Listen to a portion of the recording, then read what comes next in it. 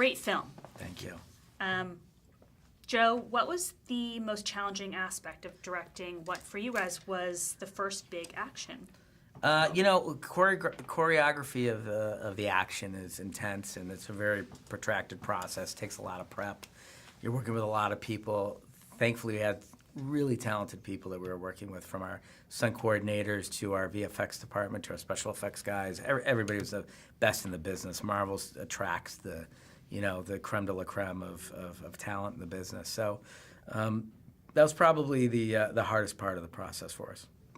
Anthony, anything to add to that? Was there anything you found particularly challenging?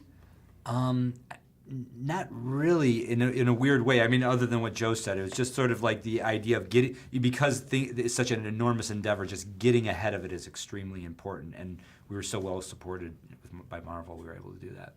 Did you find it easier to step into a film where the characters are already almost pre-established? What was it like working in that sort of setting? We did, because we come from television where, it shows like Community, Arrested Development.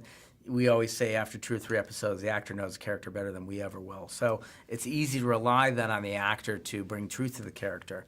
It's great for us because it's a shorthand where they can show up with the characters already in place. We just worry about the arcs over the course of the movie. We worry about the tone of the film.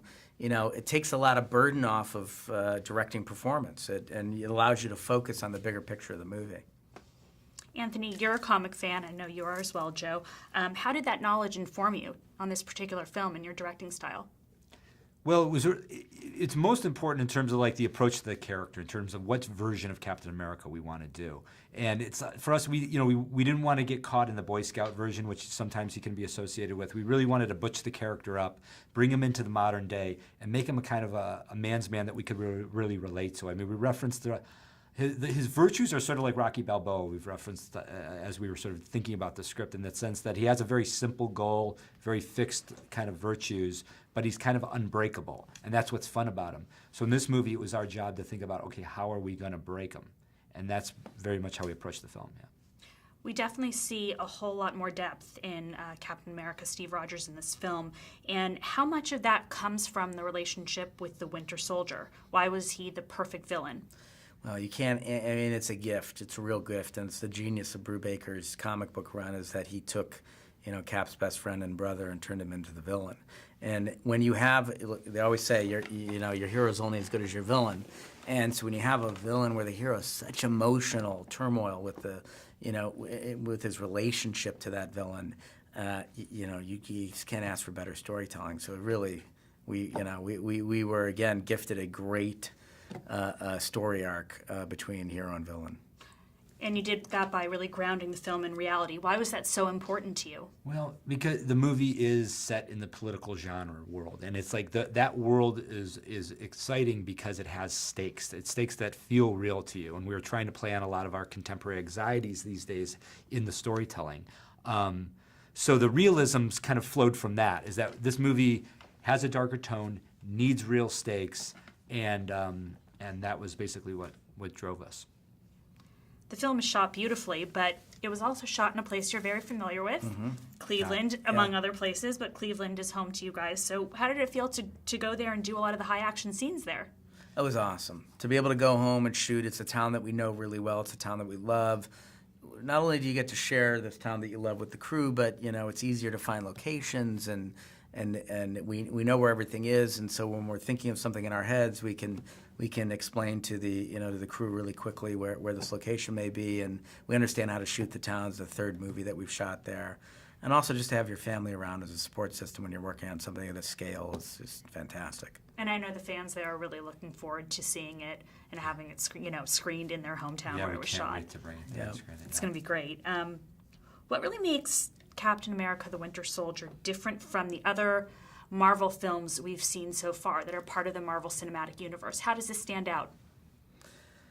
Good question. It's a good question. I think it is at the level of realism and intensity. I think that the Marvel films up to this point have really embraced the fantasy component of the movies, and we're trying to infuse it with a little bit more intensity and edge. It's aggressive. We wanted a movie that would grab you and let go until the end of the film, and hopefully we've accomplished that. So I think that that's what distinguishes it. That was a big thing with us when we talked to Marvel early on. We said, look, people will tell you that they love chocolate ice cream, but if all you give them is chocolate ice cream, sooner or later they're going to get sick of it. So we wanted to throw a curveball in there and add something to their toolbox going forward that they could use to diversify and dimensionalize the universe. Oh, this is definitely a rocky road with all the All right, fixings and everything else. What do you want audiences to take away, and what do you think they should expect? What experience are you hoping they're going to have when they go into the theater?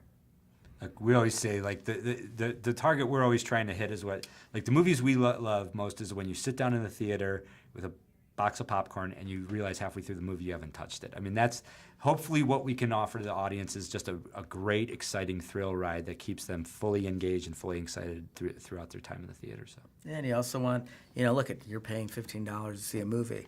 I want to get the most I can for my money. If I can laugh and I can cry and I can see cool action and I can have thrills and, I'm getting the whole package. And so hopefully we try to give them as many emotional experiences we could over 2 hours as possible.